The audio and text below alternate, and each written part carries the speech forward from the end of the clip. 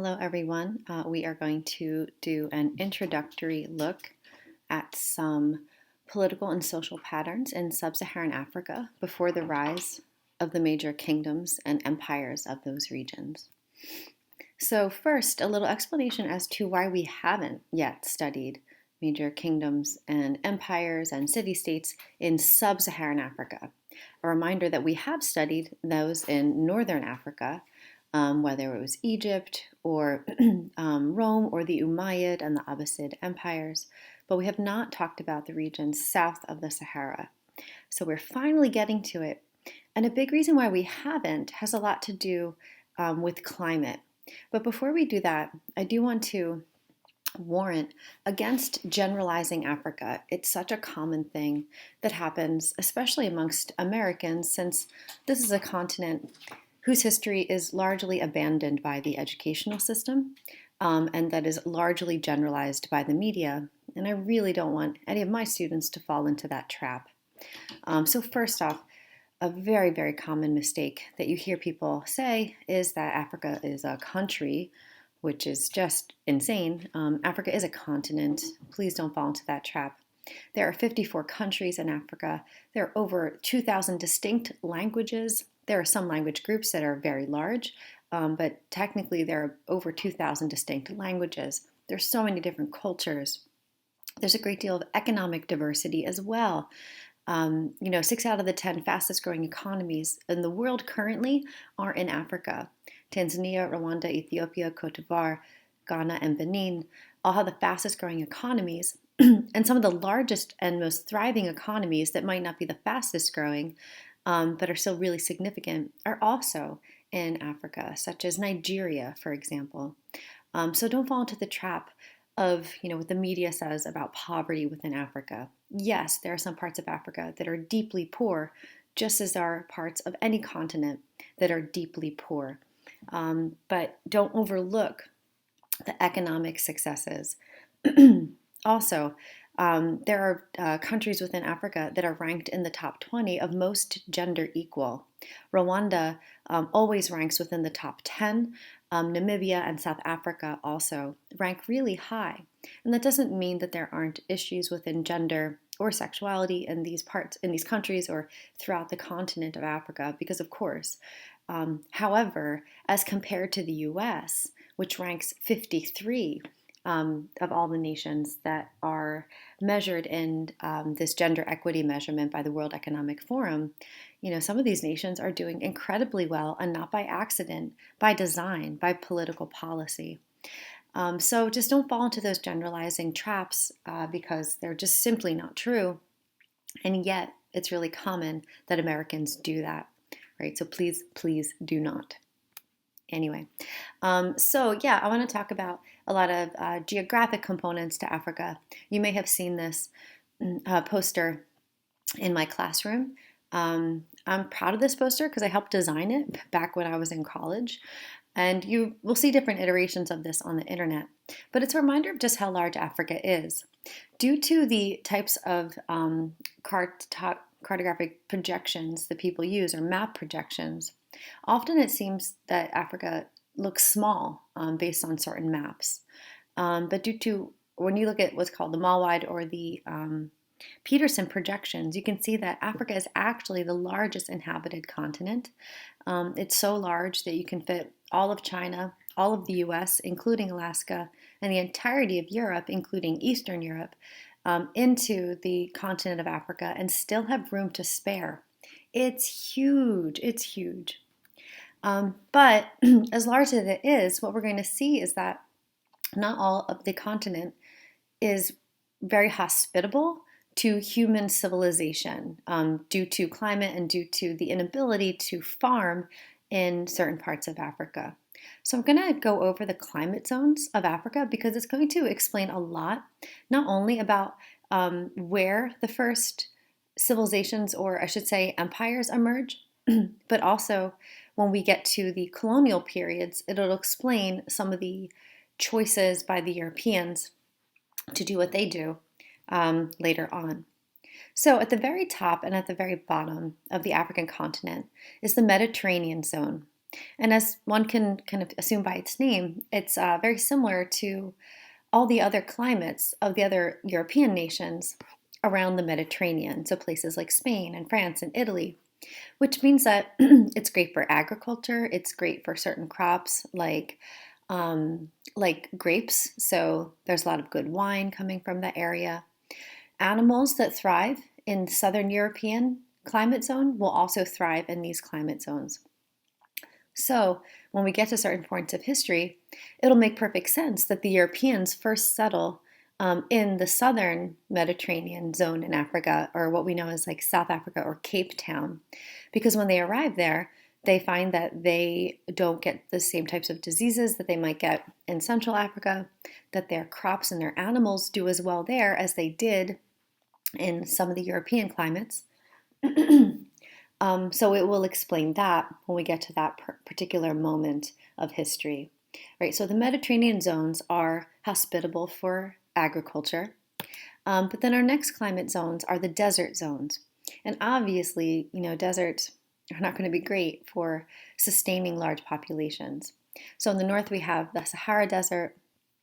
In the south, we have the Kalahari deserts, and they're huge. And as I'll talk about after this slide, they're growing, which is bumping up against fertile agricultural zones. After the desert zones, we have the Sahel region, which is a semi-arid region that kind of transitions from the desert region to the more arable land zones. So the Sahel, there are parts of it that are somewhat hospitable to certain forms of agriculture, but again, generally speaking, a little less friendly towards that type of economic activity. But once people get better at things like irrigation, then humans can settle in these regions and take advantage of some of the fertile zones in the Sahel. After that, in that light green color, we have the savanna and the tropical dry zones. The savanna zones, just as like you might expect if you've ever watched any nature documentaries, are areas with lush grasslands in which a lot of animals can thrive. So by tropical dry, we're talking about that there is a wet season and a dry season, which in certain African climates is really, really good for agriculture. So all the areas in light green are really the best zones in Africa for agriculture, and which is why this is where we'll see the earliest major kingdoms and empires arise because they have naturally good climates for agriculture that can sustain large and dense populations. After that, we have the tropical wet zones, which are just, as per the name, much wetter, a lot of woodlands, so they can be a little more dense. And so while a lot of these zones do butt up against the coastlines, early on in sub-Saharan African history, they don't sustain very dense populations. That will happen later as the humans in that region begin to manipulate the earth in more specific ways. And then in the center, we have the rainforest, specifically the Congo rainforest, which, as you know, for any rainforest climate zone, very dense forests there, extremely wet. So even if you do deforest, it takes a lot of land manipulation in order to make that land workable for agriculture. And of course, like we know that you don't want to deforest rainforests because of their very important ecological impact there. So a little bit more on the process of desertification. So due to just general climate change, which there's always been certain warming patterns, but of course they've gotten much worse. We see the process of desertification growing in intensification. Desertification essentially means that deserts are growing due to drying conditions. And specifically, the Sahara Desert is growing every year, and it's been growing for a long time. There's a couple images here. Let me show you this one instead. So not only are the deserts kind of growing just on the land itself, but due to increased wind patterns and how strong storm systems are becoming, another part that is impacting the environments, another issue that's impacting the environments, is that these wind systems, which are so strong, are picking up the sands of the Sahara Desert and kind of depositing them onto arable grasslands and farmlands, as well as into the oceans, which is impacting the sea life because it's bringing bacteria that lives on the sands there. It's also impacting, as I said, those nearby-ish farmlands because the bacteria that is being brought via the sands that are swept up in these winds can essentially compromise the soils, which is a pretty serious issue. So the point of this is that desertification ultimately is impacting and minimizing the arable land in the region. And it's also impacting some of the water sources. So Lake Chad is very famously disappearing, and it's been disappearing over the course of the 20th century and into the 21st century. It's currently going through a stabilization period, which is good. However, Lake Chad is huge, and Lake Chad used to service something like 200 million people. It was like the major source of potable water. As we can see here in 1963, it was at, I guess, its height, or it's kind of like whatever a normal stage would be. But from 1963 to 2001, it's essentially disappeared. Lake Chad sits right in the middle of the countries of Nigeria, Cameroon, and Chad. And since, as you can see here, it's pretty much like left Nigeria and Niger and is now situated between the countries of Chad and Cameroon, this has created a lot of conflict. The concept of water wars are very real. And if you look at where the most amount of unrest and violence in Nigeria is, at least historically, it's been towards the north because people are fighting over access to water. So the process of desertification has not only made it difficult, for farming, because the lands are being compromised and now we're seeing the waters are being compromised, but it has the political impact over time on governments as they fight over these diminishing resources. So these are certain issues that we just really need to be aware of as we are studying sub-Saharan African history. Other parts of the world go through similar things, of course, so this is not unique to sub-Saharan Africa, but this is the particular situation in sub-Saharan Africa. So the effects of everything that I just talked about is that Africa is, generally speaking, about 20% rainforest and about 40% desert, and we know that that's growing. So that means that less than 40% of this gigantic continent is arable land. And this explains why we have yet discussed any major kingdoms and empires, because it delays population density. Whereas in places like the Middle East and China, they hit a population density point back in that foundations era because of the river valley civilizations and all the arable land, so that there's more stable food sources, and so population grows and booms really early. It just takes longer for that to happen in sub-Saharan Africa. So we don't see our first major kingdoms in sub-Saharan Africa until around the year like 700 or 800 CE. That's why we're only really getting to it now in our studies. So just to give us more context and to review some stuff that we did earlier in the year, much of sub-Saharan Africa was populated via the Bantu migration. Hopefully we'll remember that the Bantu originate in kind of central, slightly western Africa, that they were a specific ethnic group, that after the Sahara begins to dry out and they begin to kind of overutilize the resources in that area, they begin to migrate further south and east over a period of years. And by the year 1000 to 1500, they have reached their extent into far southern Africa. They were excellent at agriculture, and they're particularly good at iron metallurgy, which helped them work the land that isn't always super friendly to agriculture. So with this, it means that by the year 1000, sub-Saharan Africa has reached a population of about 22 million people. Now, considering how large that part of the world is, that is not a dense population. For comparison, Europe, which is much, much, much smaller, by the year 1300 has a population of about 79 million people. So we're not talking about super dense populations. But what we are seeing is a lot of cultural similarities throughout sub-Saharan Africa up through this point in history, because so many people descend from the same ethnic group of people, the Bantu. So what we're going to look at just for the rest of this kind of mini lecture are some of the similar patterns of social organization and cultural organization. And the reason we see so many similar patterns before the rise of certain distinct kingdoms and empires is because they do trace that descendants from the Bantu.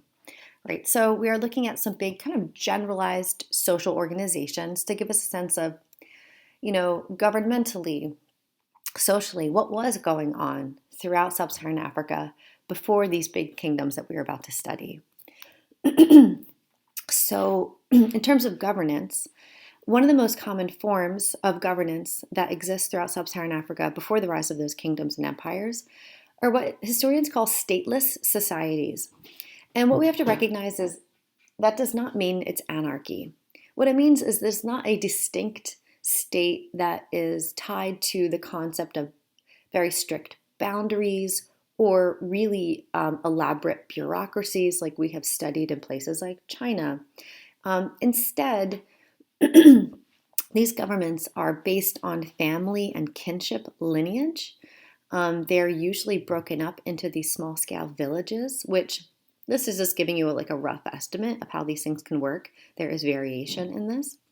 But what you have are local villages, which are their own distinct groups. And usually there's a lot of kinship lines that run through these villages. And villages would number around 100 people or so, obviously variation in that. These villages will be grouped together in what historians would use the term districts. And so a group of villages would be considered a district, and they would coordinate together their resources. And I'll talk about what those governments could look like. But they viewed land and resources in a more socialist fashion. The idea is that you can't really own land. You can own and claim over the crops or other resources that you harvest from the land, but land really should be owned communally. So what we're looking at these small-scale societies that heavily rely on kinship and have a more equitable view of land and resources. So with kinship groups, what we're looking at is that there are a lot of heads of families. And even though the fathers are often considered the heads of families, we'll also look at most of these societies are considered matrilineal. So there are really interesting gender dynamics happening throughout Sub-Saharan Africa before European settler colonialism changes a lot of that. So what we see is that there are representatives from families. And like I said, they're often fathers, but not always. And they will commune together to make decisions for the communities in these councils. So there aren't really kings and leaders. Instead, it's a collective effort to govern. And since, as I said, there's no real sense of private property, they allocate communal lands between the families for everybody to work. Marriage is a really important structure and pattern that is used to unite villages.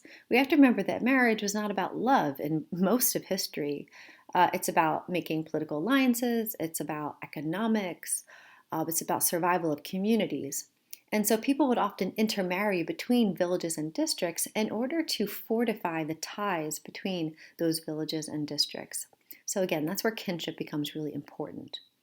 There are examples throughout time of chiefs or military leaders who would kind of overrun kinship groups, meaning they would almost rule as a short-term dictator if there was a particular crisis, but then step down when that crisis ends. So that's kind of the only example we have of centralized leadership in these quote-unquote stateless societies.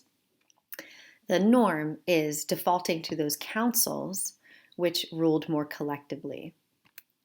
Another important form of social organization that, while not distinct to Sub-Saharan Africa, but it's just very important to Sub-Saharan Africa, is the concept of age grades. So age grades organize labor, excuse me, based on age. And we have this, again, throughout all societies. When you're really little, you probably don't have a ton of responsibilities. You get to a certain point, and then you start to get more responsibilities. Adults have the most responsibilities, etc. So, for example, small children just kind of hang out with their parents. But once they reach what we might consider like, I don't know, um, today will be like fifth grade or so, then you start to get responsibilities. So I gave an example of what some of the responsibilities would be for the boys in some of these societies. So boys, as they arrive around the age of 5, 6, 7, 8, they might start to help do the herding for some of the animals in that area. Then once they reach the kind of age of like adolescence, 13, 14, 15, they'll start to train for military service and then provide that military service through their 20s or so. And then as they reach their 30s and 40s, then they become closer to the elders and the political leadership of the group. There was usually a lot of rituals that show the transition from one age grade to another and stuff like that. So it creates a lot of economic organization and social cohesion, this concept of age grades. Then we also have gender, obviously. So within Sub-Saharan Africa, there's a lot of variation in this. But overall, what we see is that because we have small population sizes, there is more gender equity. And when Islam comes into this area, which it does in the post-classical period, it does very little to change this. We see a lot of acculturation when it comes to gender politics. So even though there is gender equity, there's obvious gender roles. Women did most of the farming, which was seen as so absolutely essential that there was a great deal of importance. Men did most of the military work, although there are examples in West Africa, such as the Dahomey Mino people, Mino warriors, which were the famous female warriors coming out of West Africa. Mino means like our mothers, which is interesting. So there might have been like very specific gender economic roles, but there is a great deal of value placed on all genders. Sometimes in certain societies, women were the primary merchants in the marketplaces. And so because of this, we do see differences in the pre-colonial era as opposed to the post-colonial era when the Europeans come in, when certain gender expectations shift because of a more binary sense of gender that the Europeans bring in. So just a couple pictures. This is later, the Mino warriors later in history, obviously, because it's a photograph. But here you can see a lot of these female warriors. This is a pretty famous image by the Europeans because they were very scared of these warriors because they organized against the colonizers as they were coming in. So really kind of famous, kind of badass examples of the West African all-female military units, which have their roots earlier in history, but do begin to kind of grow in power more in like the 1700s and 1800s. A social dynamic that we are more likely to see in parts of Sub-Saharan Africa, more specifically Western Africa, is the practice of polygyny. So polygyny is the practice of multiple marriage, in this case, a man marrying more than one woman. So to our Western 21st century kind of ears, this might sound like a problematic practice, but I want us to not judge this from our particular viewpoints, but to kind of think about it in its context. So, as I mentioned before, intermarriage between communities was a really important way to create stability between the villages and the districts in the stateless societies. And because there are more women in this world than men, for reasons, we can discuss in class. And also because we have to remember that the populations weren't super dense, so there was a desire to create large families for the purposes of having more people to help with labor. It made sense for one man to have multiple wives because it can create those kinship ties I discussed. If this was a man who had means to support a big family, and also we have to remember that each wife would have their own home and be their own independent economic unit. So instead of saying if the man were economically stable enough, I guess I should say if the society were economically stable enough to support polygynous marriages, it was an efficient way to create large family structures, to create marriage ties between communities, which was a good way to forge alliances, and also to perform other types of security. So, for example, um, someone might not want to marry someone who had a physical disability as a first wife, but be perfectly happy to marry her as a second wife.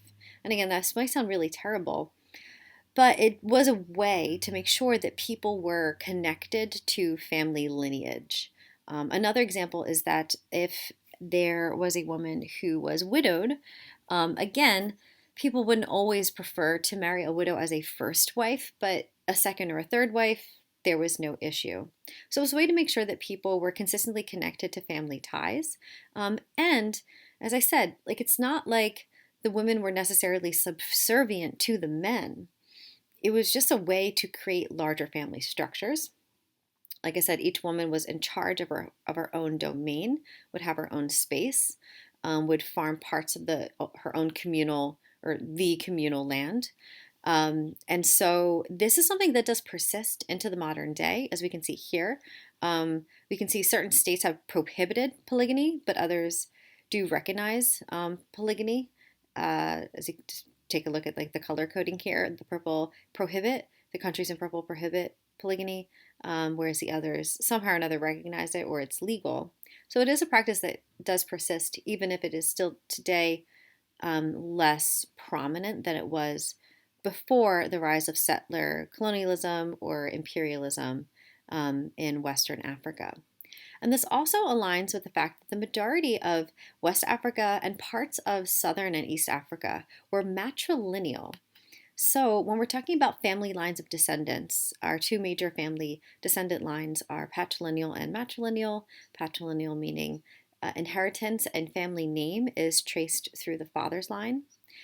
But Western Africa is heavily matrilineal, which means that inheritance and the name that you pass on is traced through the mother's side. So it places a great emphasis on women within the community. Ghana is particularly matrilineal, just to give you like a super example.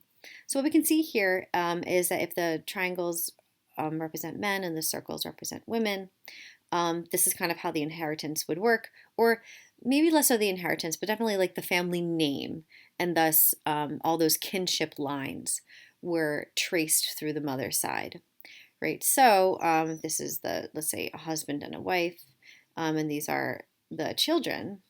We can see here that let's say a daughter and a daughter, so that's kind of like direct matrilineal descendants, and here's the son. And so the son would not pass on the matrilineal line anymore, because if he marries a woman, their line now descends from the woman that he married, whereas the daughters keep passing on that mother's line, as we can see if I stop scrolling so that this little thing goes away. You can see how that persists. We're very used to patrilineal descendants, which is often why in Western cultures, women take men's last name if they marry in a heterosexual way. But again, in West African society largely and parts of Southern and East Africa, we see matrilineal lines of descendants. Economically, just want to make a couple quick notes. First is that before the rise of some of these kingdoms and empires, because they discover certain resources, Sub-Saharan Africa is largely agricultural. And a really important shift is when the banana is introduced to Sub-Saharan Africa through the Malay merchants around the year 300 CE, because it was a far more nutritious food than was already present in Sub-Saharan Africa until other forms of agriculture emerge around the year like 1000. It does lead to a population boom, which helps to accelerate the migrations as well as the settlement patterns and the governing structures of Sub-Saharan Africa. And then I also want to note slavery. Slavery as an institution exists throughout the world in many different ways. And slavery did exist throughout Sub-Saharan Africa well before the rise of the trans-Saharan slave trade. And it's important to note that slavery before the Europeans got involved looked very, very different than what it becomes later on. So there was a lot of like local enslavement that happened, but slavery, rather than seen as a form of chattel slavery, which is what we saw in the Atlantic slave trade, and in like US history, slavery was a way to settle disputes, and it was always short term. And there was a huge taboo against mistreating your slaves, or I should say enslaved people. So, a common way people became enslaved was if they were in debt. And so, to settle that debt, they might put themselves into servitude to the person they're indebted to, or maybe offer a child or another relative to serve in order to pay off that debt. So, that sentence would only be as long as it took to kind of pay off that debt. It is not lifelong. And any children born during that servitude were not considered slaves. Another common way people became enslaved was if they were prisoners of war. It was a way to kind of settle disputes after a period of war, that those individuals would continue to serve the people that had won the war until the terms of some sort of treaty were done. Sometimes slavery was used as a form of punishment. Also, sometimes people were enslaved or sold off as slaves if they believed that they were bewitched, which, the idea of spirit possession is strong in some parts of sub-Saharan traditional African faith systems. So it was a way to kind of maybe pawn off people that they thought were problematic. That's probably the one version that was the most problematic because it could lead to a lifetime of servitude. But all the other forms were generally short term. And again, people were treated better. Enslavement of people was sometimes the only measurement of personal wealth because, again, people didn't own their land. They could, own and sell what they reaped from the land, but they didn't own land per se. That's a later invention that happens. So over time, you do start to see a shift where there's a growing slave trade, and specifically, we start to see these enslaved routes or these enslaved people's routes or trade routes selling people off only when North African people and Arabs begin to demand more enslaved labor in order to do things like produce sugar, like we talked about before, and things of that nature. So that's when people start to raid communities in order to sell off people into a greater slave network. And trade routes, which are outlined here. And we're going to talk about some of these trade routes later on. And so this is where we do start to see things begin to shift a little bit as people are no longer kind of locally being enslaved in order to pay off debts or settle treaties, but it becomes more of an international trade issue. That said, I do want to remind us that at this point in history, slavery has absolutely nothing to do with race. Race-based slavery is an invention of Europeans starting in like the 1400s. So that element has not arrived just yet. So we do need to keep our eye on that. But at this point, it was mostly very, very localized, short-term enslavement to pay off debts. And only when we get to around the year like 900 to 1000 do we start to see some of those individuals that they are exported into the Arab slave trade. And then also very, very quickly, as we have mentioned this before the rise of Islam in the region and then eventually Christianity, the majority of faith systems throughout sub-Saharan Africa are based in traditional faith systems, which are animist. Many of these traditional African faith systems do believe in a creator God, and they often understood that God as male. And I just gave you a couple of the names of those creator gods as they're referred to, like Chukwu, Olodumare, Rug, Ngai, Nyame. I point this out because this will be an important center of syncretism. So when Christianity or when Islam shows up, many of these traditional African faith systems are ready to receive monotheistic faith systems because they already envision a cosmology that has a creator God that's referred to with masculine pronouns. So it's not a big jump for them to embrace monotheistic faith systems. These animist faith systems still exist today in various forms. Sometimes they become blended with monotheistic faith systems to be very syncretic, or sometimes people practice both alongside each other. So traditional African faith systems are continuities throughout time. Many of them have lesser animist gods that are aligned with former ancestors or natural spirits. There's a heavy emphasis on shamans and diviners to interact with the spirit world. We will hear Westerners call these people witch doctors, and I want us to not use that term and instead use terms like shamans and diviners because the term witch doctor is quite pejorative, so we're going to avoid that. There's a heavy usage of things called fetishes, which is not what it might mean to people today, but instead the idea of fetish is like a charm or amulets that help conduct spiritual rituals and other things like that. So we will watch how the culture transforms because of trade routes and new religions coming in and all that. But do note that traditional animist faith systems within Africa are a cultural continuity throughout time. Okay, we will pause there and pick up together in class.